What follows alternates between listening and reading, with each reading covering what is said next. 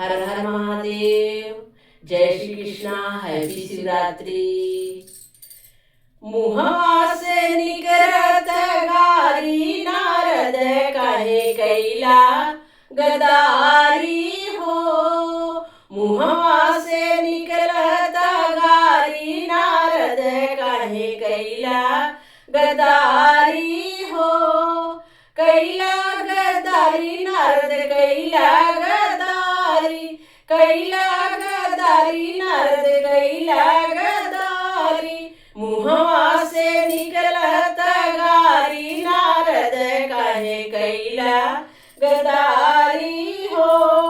मुहवा से निकलत गारी नारद कहे कैला गदारी हो।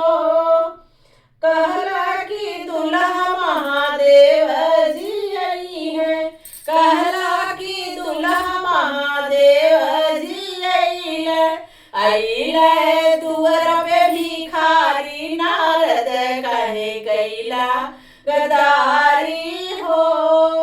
आई गए दुअर पे भिखारी नारद कहे कैला गदारी हो।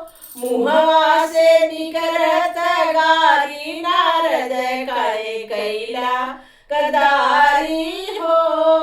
ऐसन महादेव के गौरा नबी हवे, ऐसन महादेव के गौरा नबी हवे। भले गौरा रहिए कुंवारी नारद कहे कैला गदारी